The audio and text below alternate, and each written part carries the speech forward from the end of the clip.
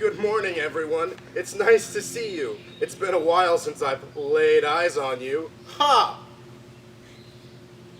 This summer, we're looking at what it means to take a closer look and focus. We're finding out what it means to have faith. Faith is trusting in what you can't see because of what you can see. I've got a fun game today to see how well you can get around when you can't see. I need a few volunteers who don't mind being in the dark. I'll tell you guys to cover up your eyes with those mask-like contraptions, and you'll hear the music play. As long as the music is playing, you'll walk around these chairs. You have to keep walking the whole time the music plays. When the music stops, you need to find one of these chairs to sit in. There are more of you than there are chairs, so you have to hurry to sit before someone else does. But no cheating. Do not dare look under that mask. Those of you in the audience, you may be helpers, because we want to make sure that no one gets hurt.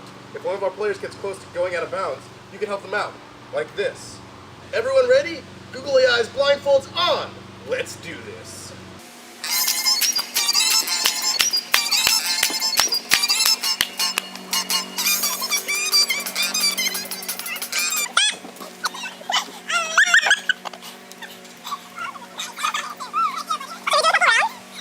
Nice try, Katie. You'll get him next time. All right, can I have my two contestants stand up? Stand up. Good job. See you in the next round. We're removing one of these chairs. Are we keeping our blindfolds on? I took mine off for a sec. Yeah, so you can go ahead and find your chairs with the blindfold off. Excellent job. Let's go, guys.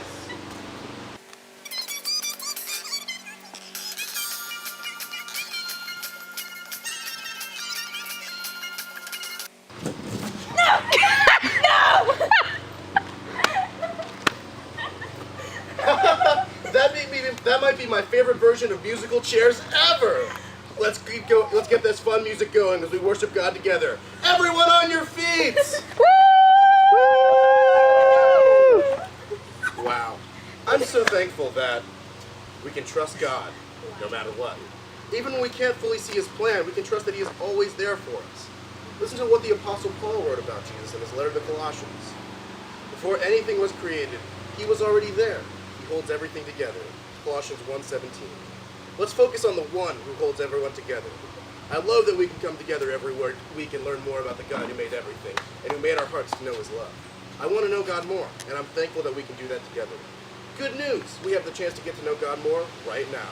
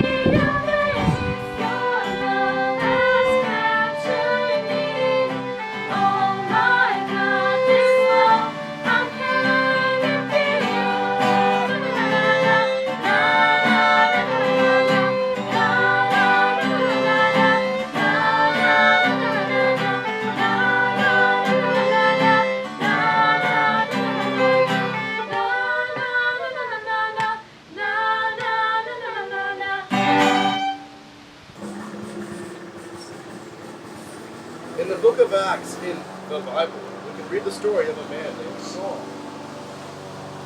Saul was also known as Paul. He was a young man. Saul was sent to Jerusalem to study with the famous rabbi Gamaliel.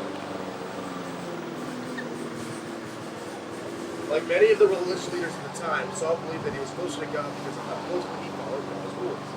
He carefully studied God's law. He prayed 3 times a day.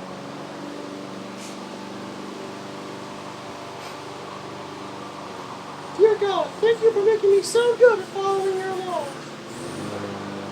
Like other religious leaders in Jerusalem, Saul was caught off guard by Jesus. Saul and the other leaders were very upset that Jesus claimed to be God's son. Jesus had died on the cross, but his followers said that he would return to life. And they actually had seen him alive. Against all odds, the number of Jesus' followers began to grow. The religious leaders did everything they could to squash the movement. They even arrested a leader named Stephen. Saul stood by and held the coats of the men who threw stones at Stephen until they killed him. Saul became known for hunting down people who believed in Jesus. When he discovered that some Jews in the city of Damascus were following Jesus, he went to the high priest Caiaphas, gave him some papers, and asked for letters to the synagogues of Damascus to give him permission to arrest the believers and take them back to Jerusalem. Saul traveled with a group of men to arrest the believers they found. After 2 days, they were close to Damascus.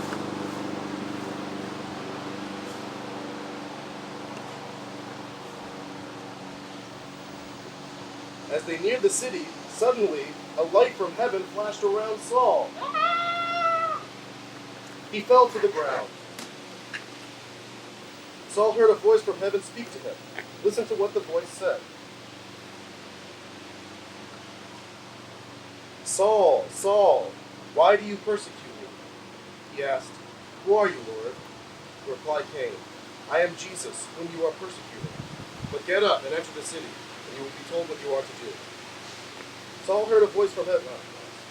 The men traveling with Saul stood there, amazed. They couldn't even speak. Saul got up, and he couldn't see.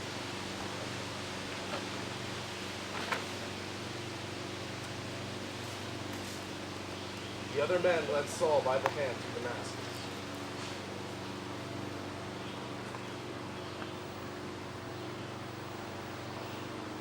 For 3 days Saul was blind. He didn't eat or drink anything.